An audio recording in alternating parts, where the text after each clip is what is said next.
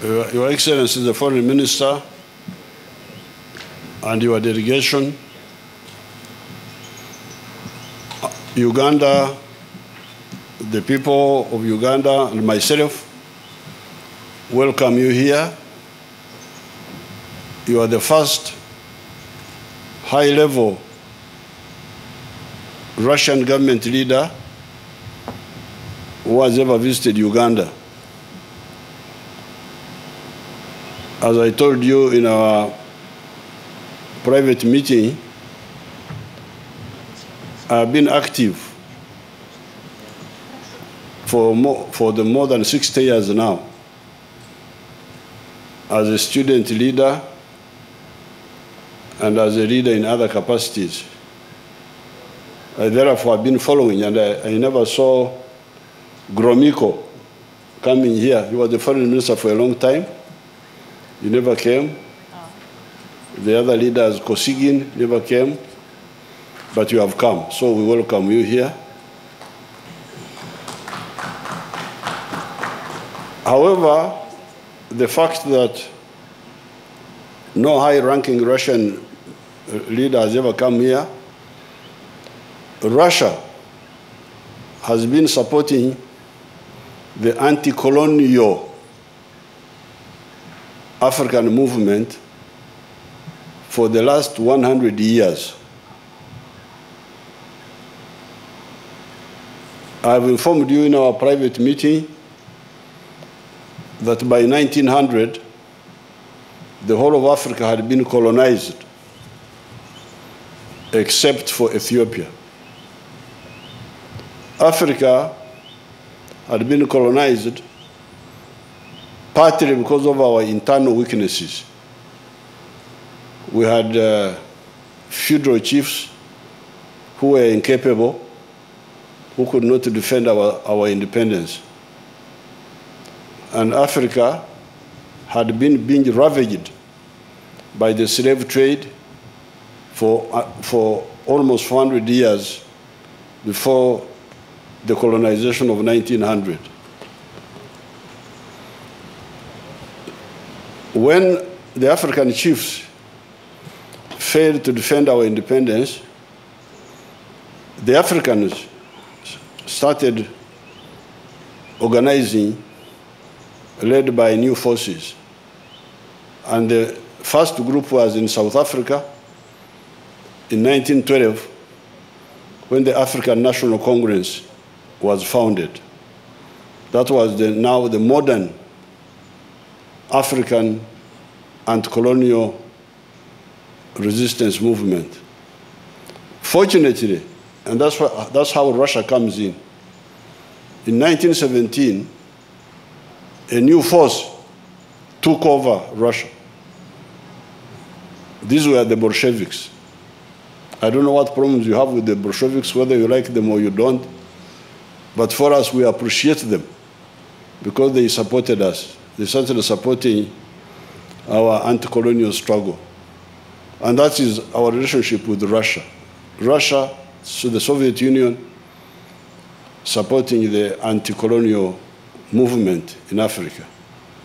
Then in 1949, we were also lucky to have a new force, the communists, taking over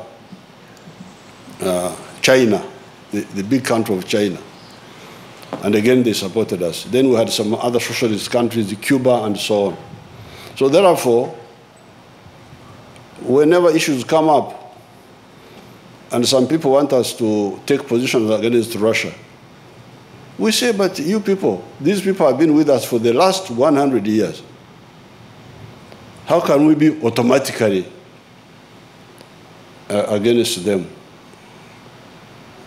We have even forgiven our former enemies, the colonialists, the ones who had colonized us, the ones who had actually taken slaves from here and did bad things.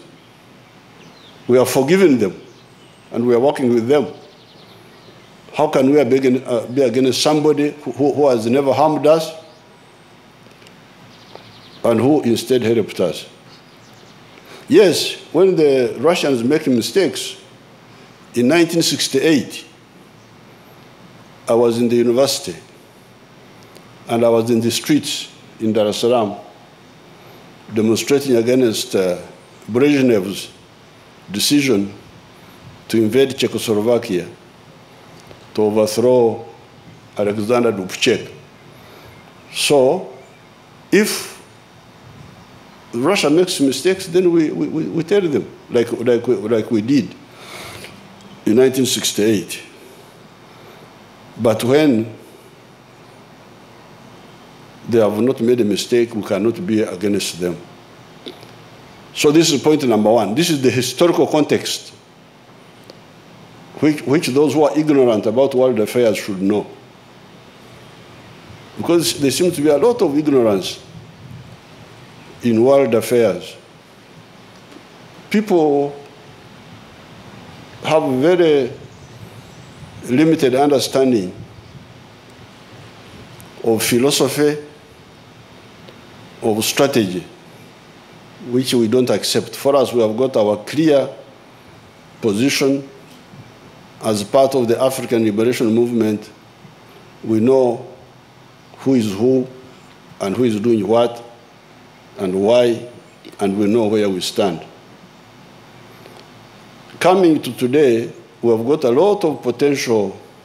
Well, of course, we have been working with Russia and with the Soviet Union before, especially in the areas of security.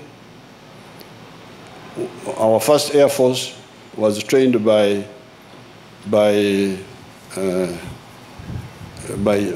Czechs.